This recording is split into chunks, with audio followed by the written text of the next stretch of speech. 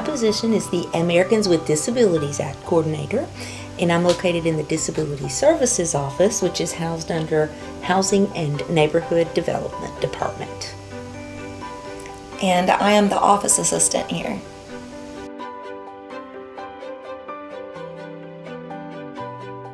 The ADA has 5 titles. I look at titles kind of like a chapter in a book, okay? So title or chapter 1 is employment. So anything employment, from applying to get a job, requesting a reasonable accommodation in order to be interviewed or to apply or in order to do that job, is all covered under Title 1. Title 2 is state and local government and public transportation. So that means facilities owned and operated by cities, counties, towns, states, and public transit have to be accessible to people with disabilities.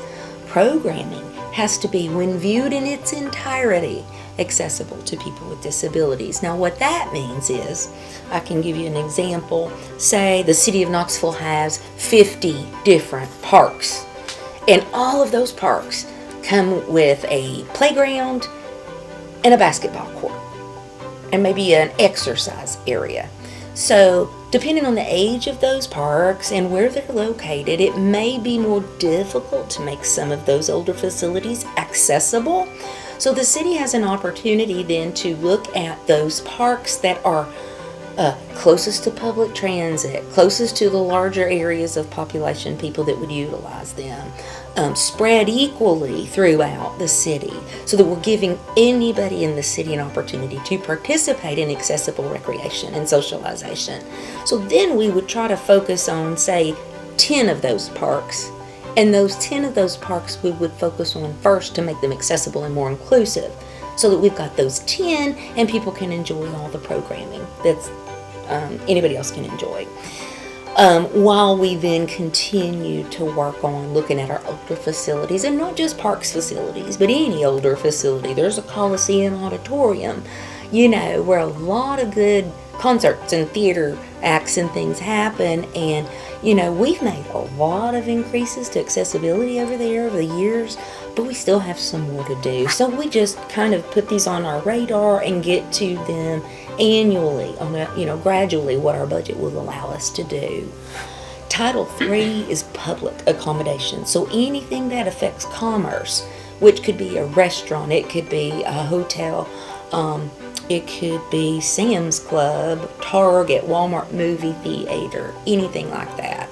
So they have obligations to provide what's called readily achievable barrier removal. Little different requirement from the DOJ than from the governmental standpoint. They have to go little by little and make sure their parking, their entrances, their restrooms, and their goods and services are accessible to and usable by people with disabilities. Title 4 is called effective communication, or maybe some people refer to it as telecommunications. I saw that in a webinar recently. And that is basically governing how we communicate with each other. So if somebody is deaf, they come in here and we do not sign. I mean, I can fingerspell, but I would be so slow, it would take 3 hours to get through a 10-minute conversation. So, we would, hopefully they would let us know that they would like to meet with us, and if they do, we'll have a sign language interpreter here for the meeting. If it's a spontaneous or an emergent type thing, we would be able to get an interpreter online. If the meeting were appropriate to allow that, we could do that. Sometimes it's as easy as chatting back and forth via notes, letting us know what they're needing or what their question or dilemma is. We can get that information and print it off for them and hand it to them, or just communicate back and forth with the notes. It also covers website accessibility. So somebody who is blind may not be able to see the screen like I can or you, but there are programs out there that they have on their computers that if our websites are accessible to those programs, then anybody with a visual disability can get on the website and pull up any link, open and complete any document, and all of that good stuff. So Title 4 is really important to anybody that has a communication barrier. Title 5 is called miscellaneous, And it just kind of tucks all the things that don't fit neatly into Titles 1 to 4 in there.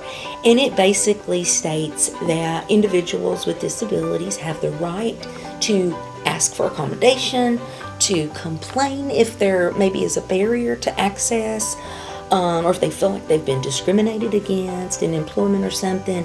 They can raise a complaint, file a lawsuit, whatnot, and they're protected from being intimidated, coerced, or retaliated against. So it's a full package signed into law in 1990 in order to truly level the playing field for people with disabilities, and it's working.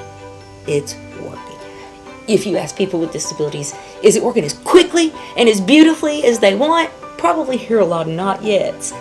But that's the thing. We're doing systems change. Systems change takes time. So, but we're getting there.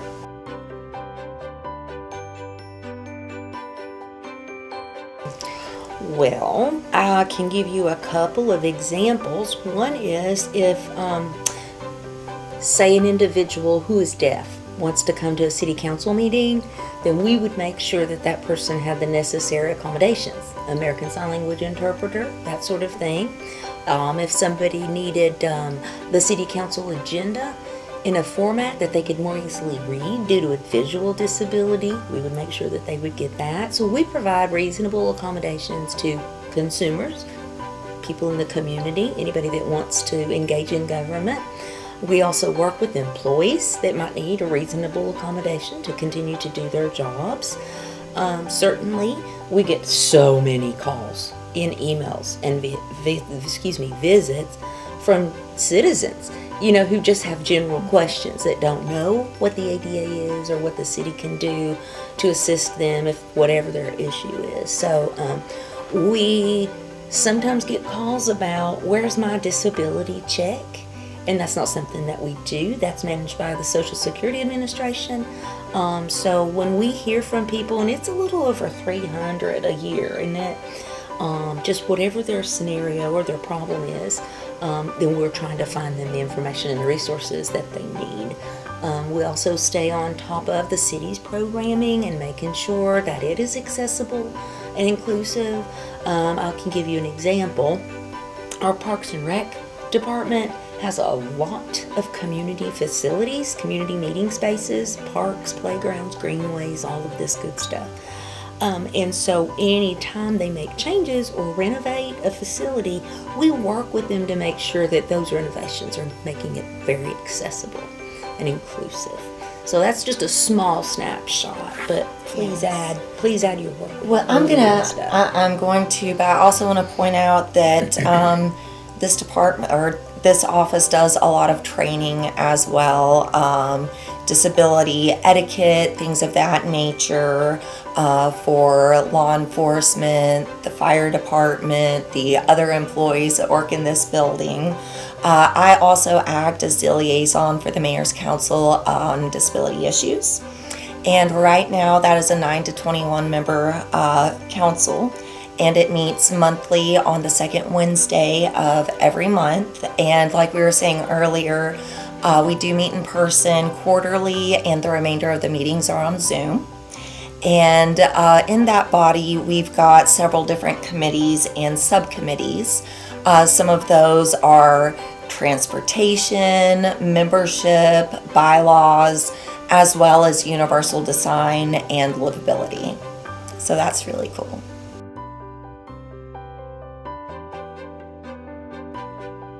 Well, I've been with the city since 1998, and I've held the position of ADA coordinator since 2012. I started here in the same position I am in now on January 16th, 2018.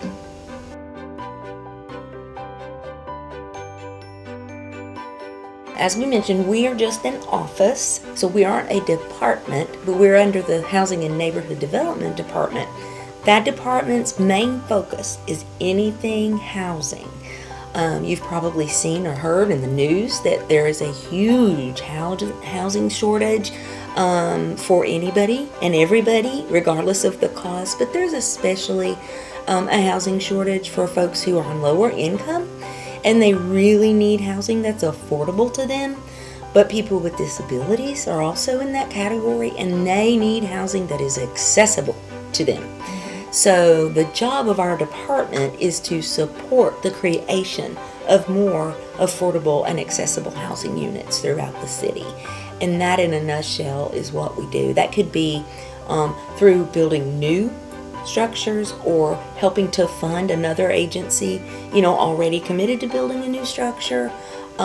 We also have programs in-house where, say, an individual is living in their own home and they own it, and it's just they've been unable to keep it up safely for a really long time, and maybe they've developed some plumbing or electrical or roofing issues that really need attention quickly, and they may not be able to afford it. So they could apply through our department and get a low to no interest loan to do all of that work, and after so long that loan's forgiven. So then the house is made healthy and safe for the individual, and then it is an affordable thing for them to be able to do, as opposed to trying to go to a bank and getting a loan to do that, which is just usually a whole lot more difficult. And plus that loan has to be fully paid back.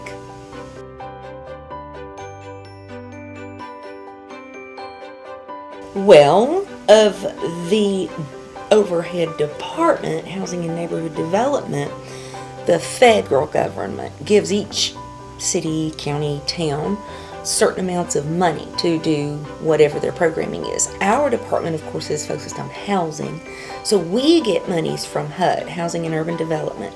That money then is distributed through the folks that do the actual work here in Knoxville. Agencies, KCDC, if you're familiar with them. These agencies that are already out there developing accessible and affordable housing. So that money kind of flows from the feds through the city to the boots on the ground folks. And so that is one way that the government, through our department, is increasing good things for the community of Knoxville.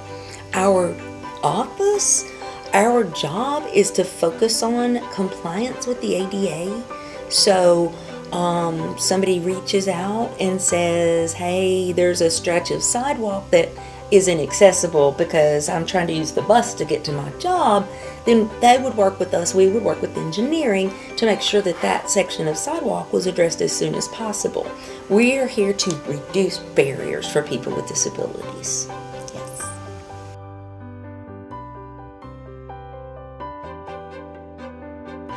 In the community, yes. I think I mentioned earlier that sometimes we will get a call about, my disability check didn't go in the bank, or I applied 8 months ago. What's the status?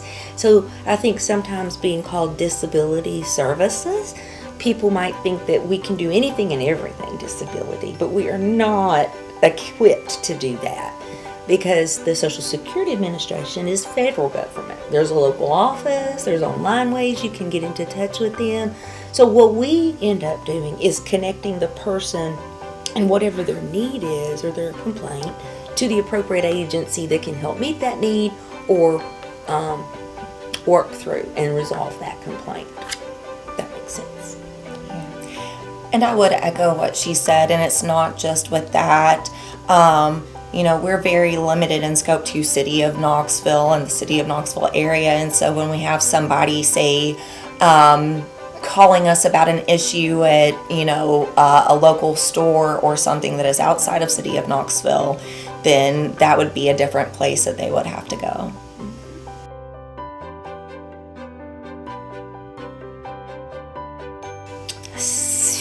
Helping people, doing good for society. Trying to be inclusive as many people as is possible, and trying to make the world a better place. Amen to that. Amen to that. And seeing the evolution. I've been here since '98, so I've seen a lot of changes in the city and in the county and in our state. Good things. Making buildings and facilities and sidewalks and programs way more accessible too, and inclusive of individuals with disabilities. And so that's kind of, we're change agents. we are change agents. And so you can look at small changes, like the changes we may make for an individual who has that need, and we're able to give them the information they're seeking, or encourage them to go to the next agency that would actually be able to help them. But we're also always looking internally. We don't have to wait for somebody to call and say, hey, I couldn't get into this building because the door was so heavy or whatever. And if it's a city building, we can reach out to the appropriate people to have that door looked at and have it made more accessible. So yeah, helping people with disabilities and letting them learn more about the ADA, their rights, as well as their responsibilities as people with disabilities is probably my favorite thing about my job. Yes, I really like being able to see myself making a tangible difference in even just one individual's life, because let's say they're having a very difficult time finding the resource they need or accessing it, and then we get them to the right people and suddenly all that stress is off of them. They've got the resources they need and their troubles, start to lessen. It's very personally gratifying.